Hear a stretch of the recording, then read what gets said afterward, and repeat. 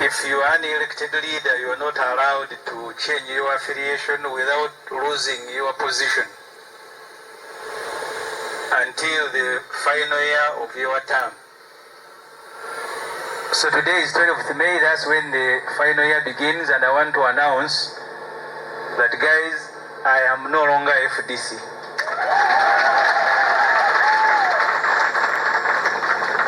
And I intend to write to Parliament of Uganda and the Electoral Commission tomorrow morning to notify them that I have since moved.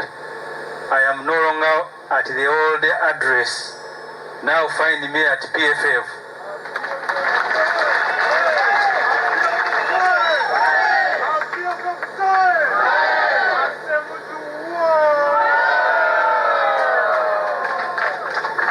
I want to thank each one of you for making the journey to Katonga. You should have been welcomed by our leader, our patron, our patriarch, freedom fighter, retired Dr. Kiza Besigye. But all of you know what is taking place in Uganda. Dr. Besigye, who fought for freedom, treated Museveni in his hours of need when they were in Ruwero. That Museveni nearly died in Ruwero. It is Dr. Besigye who was giving him medical attention. He has paid him by jailing him. That's how Museveni pays friends. I salute him. That portrait you see there of Dr. Besigye, even in his absence, we continue drawing courage and energy from him.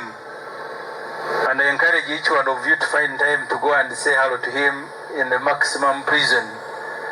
Seriously, has been jailed all his life. One time by Milton Obote here at what is Serena Hotel today, that's where he had been kept. Now by Museveni and his son and family. Having made those two important points, I have been asked by PFF. I have told you now I am PFF. That's my new address starting today. So I have no hesitation to speak as a PFF. I want to take you very briefly through the journey and tell you where we are. On August 27th last year, the promoters of People's Front for Freedom submitted to the Electoral Commission a request to reserve the name PFF, colors, symbol, and slogan. The Electoral Commission, in reply, as you all may have followed, initially told us that those colors and the names were close and similar to those of existing political groups. We proved them wrong, that actually they have on their register political groups that go almost with similar initials. And these colors, you cannot enlarge them. They were made by the Almighty. Assuming you're going to register 100 parties, maybe we will need to invent new colors, which is not possible. We also reminded the Electoral Commission of their responsibility and duty under the law not to be partisan. On October 2nd, almost a month and a half later, the Electoral Commission accepted to reserve our name, symbol, color, and slogan. Freedom for all. Freedom for all.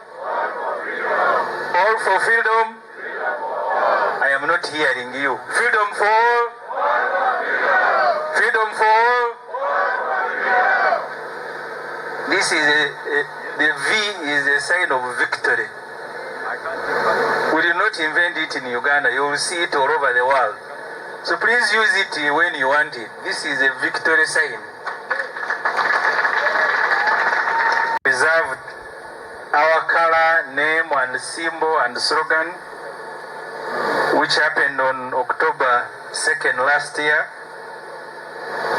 you who are here representing thousands, because under the law you are required to accompany an application for registration by 50 promoters from at least 2/3 of all the districts in Uganda.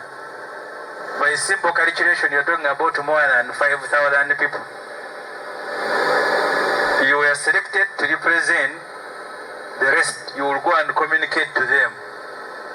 We have also told the Electoral Commission that there will be a time when we no longer do the briefing, because they are the ones doing registration.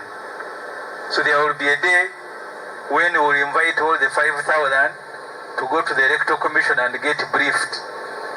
But we thought on your behalf we can do this today, and then we give them a few days, then we will be inviting all of you to go to the Electoral Commission.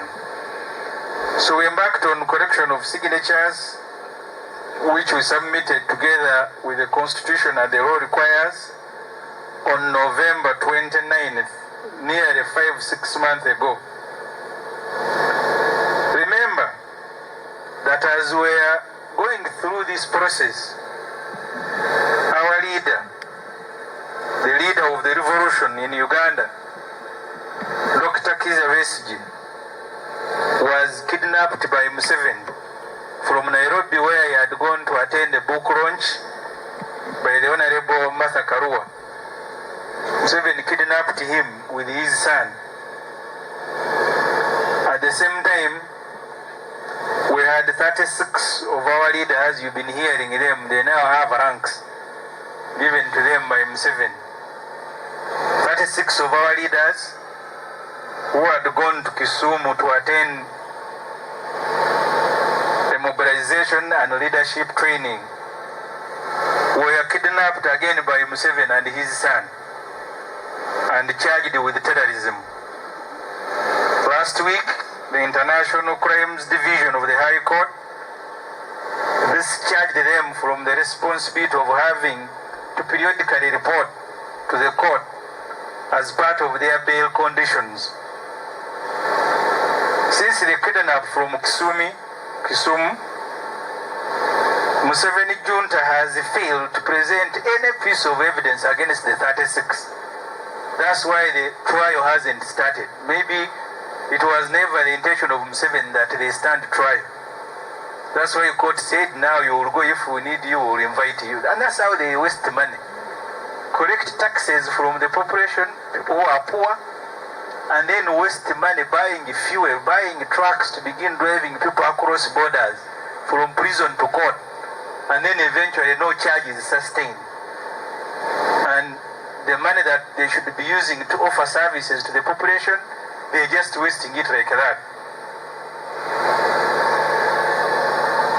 Even for Dr. Besigye, they don't have evidence. They have now asked court in Nakawa, can we use Besigye's phone to get evidence? Ridiculous. Then why did you arrest him if you had no evidence? For 6 months, Dr. Besigye is in jail. You saw Museveni, because all the people don't lie. They have seen, they become sympathetic. When you are an old man at 80 and you are still lying, he said, you want to subject Besigye to a quick trial. When they produced him to court, they said, no, we now want to collect evidence. That's why they want to try him in the military court. These illegal arrests, detentions, kidnapping, have certainly affected our mobilization as a political party. I will continue saying a political party because we are a political party. We are only seeking validation. Before his kidnap, Dr. Besigye and us had planned a nationwide mobilization tour. Maybe that's what scared Museveni and his family. Because we now had to put off these programs to begin committing between Katonga and our homes to courts of law. You are in the court martial, you are in Nakawa, you are at High Court. So this certainly has affected our mobilization. Because the freedom of Dr. Besigye and Obed Rutare became urgent, and these other matters were affected by that. Maybe that was the intention. I want to assure you that we will and we shall overcome. Just emphasize what you already know, that what we are fighting now against and what we are just emphasize what you already know, that what we are fighting now against and what we are fighting for now is more urgent than it has ever been. Fighting just to continue existing. We live under constant threat of abduction, being abducted by people whose salaries you pay. They go and torture you as they celebrate. If you all saw a tweet from Muhoozi Kainerugaba, Museveni's son, he said they are going to beat the opposition in the forthcoming election to teach you a lesson that for them the Tutsi. And that's how he wrote it. For them the Tutsi. You cannot play with them. So apart from teaching people how to speak Runyankore, you are now constantly being reminded that you don't play with the Tutsi. And Museveni at 80 is keeping quiet with someone inciting the population. I was charged in court for promoting sectarianism. And my crime is that I had written an article in the newspaper. At that time, all the generals in the military, officers at the rank of a general, were from one village speaking the same language. You had Museveni, Sare, Tinyefuza, Aronda, Tumuine. Uganda at one time had only 5 generals all speaking the same language, along with the way they picked some to balance.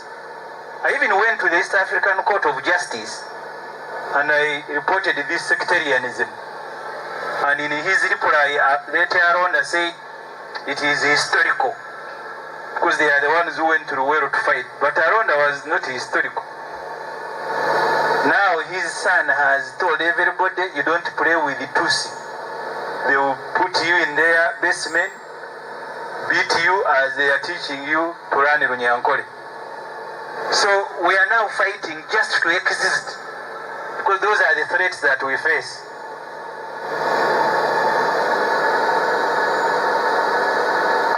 So after this meeting, you, the promoters of PFF, go away knowing that that is the task at hand. As you mobilize people, you are not mobilizing them to support anyone. You are mobilizing them to fight for their own existence, because that's what is under threat at the moment. So be energized that because even if you surrender, this election that you are going to go through will not guarantee your existence. You must continue fighting for that existence now, tomorrow, and during those elections. Otherwise, the threat to exterminate you has now been issued loud and clear. So I want to end by thanking all of you for coming here.